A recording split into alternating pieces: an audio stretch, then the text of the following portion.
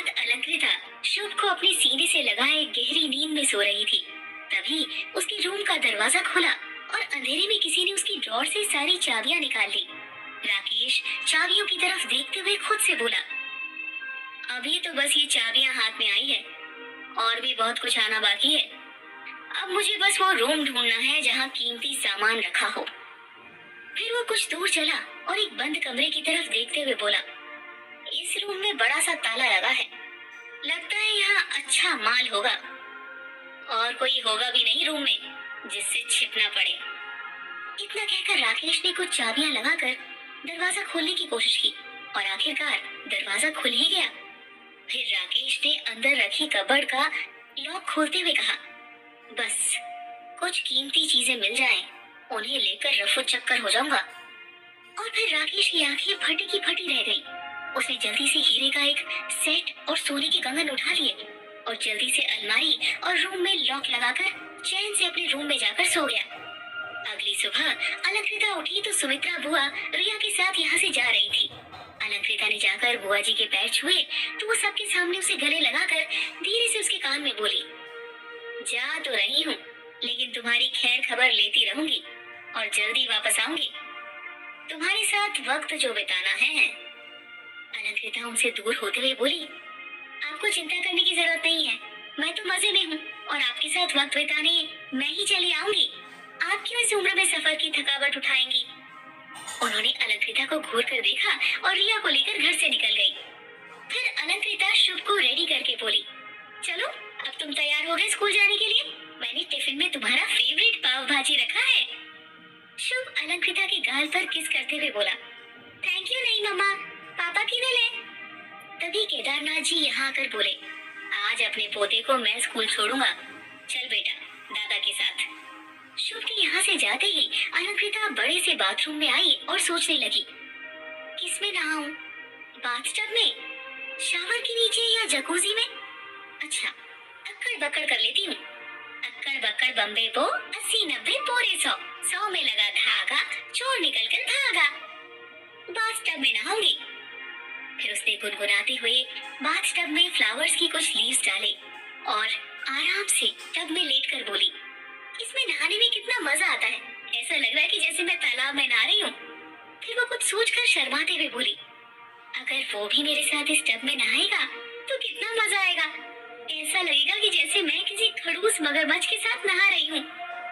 वहीं दूसरी तरफ जब अनिरुद्ध तैयार होकर ऑफिस के लिए निकल रहा था तब उसकी नजर खुले हुए ताले पर पड़ी। उसने तुरंत चिल्लाते हुए कहा, रामलाल इस कमरे का ताला किसने खोला, नंदिनी के कमरे में बिना मेरी परमिशन के कौन गया था।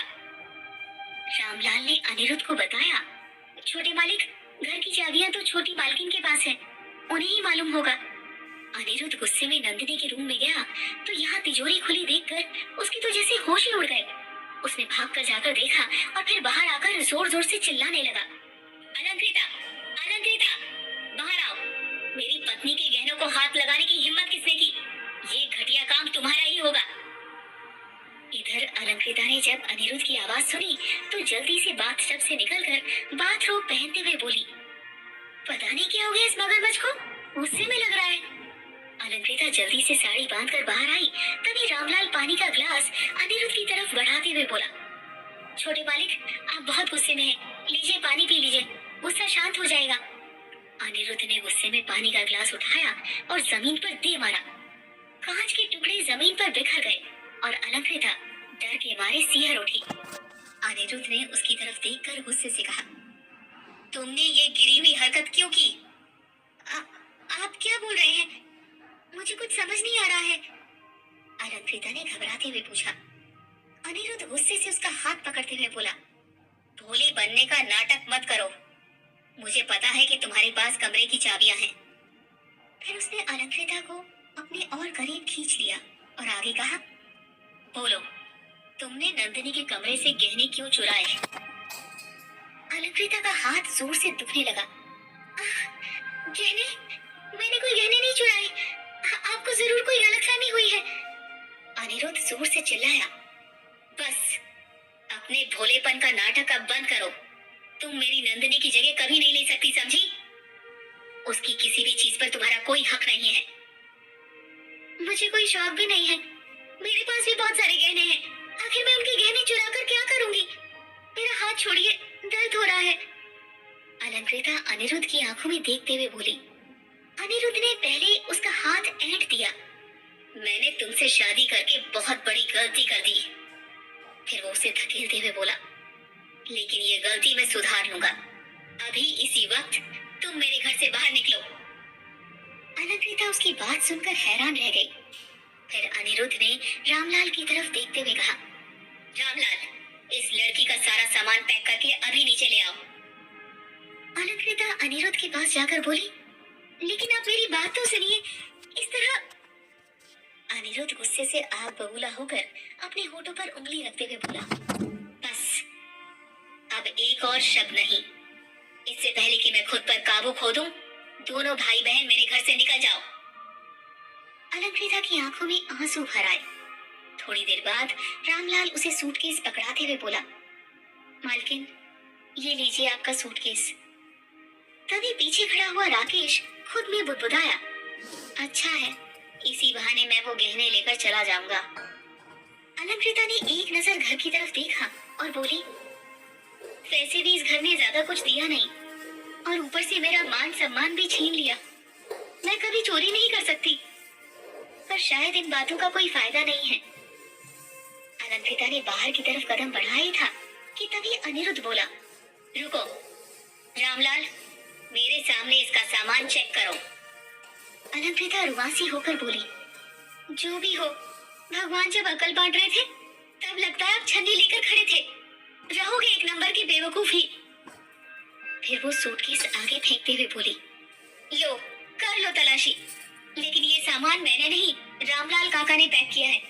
आपने ही तो उनसे कहा था ना कि मेरा सामान पैक कर दे। अब क्या काका जानबूझकर मुझे गहने देकर भेजेंगे? बताइए। माना कि अच्छे कपड़े और अच्छे गहने पहनने का शौक है मुझे, लेकिन ये शौक तो हर औरत को होता है। इसका मतलब ये नहीं कि मैं चोर हूँ। अनिरुद्ध बिना कुछ बोले यहाँ से चला गया और अलंकृता कांच के टुकड़ों से होकर घर से बाहर निकलने लगी। उसने घर की चौखट लांघी ही थी कि तभी बाहर से केदारनाथ जी चले आ रहे थे। उन्होंने अलंकृता को जब इस तरह से जाते देखा तो उसके पास जाकर पूछा, अलंकृता बेटा, तुम इस तरह से सामान लेकर कहाँ जा रही हो? अब अलंकृता से रहा नहीं गया। वो रोते हुए बोली, देखिए ना पापा, इस घर में मैं दुल्हन बनकर आई थी और आज एक चोर बनकर जा रही हूँ। गरीबों पर चोरी का इल्जाम लगा देना कितना आसान होता है। क्या चोर? बेटा ये तुम क्या कह रही हो? केदारनाथ जी ने हैरान होकर पूछा। क्या अलंकृता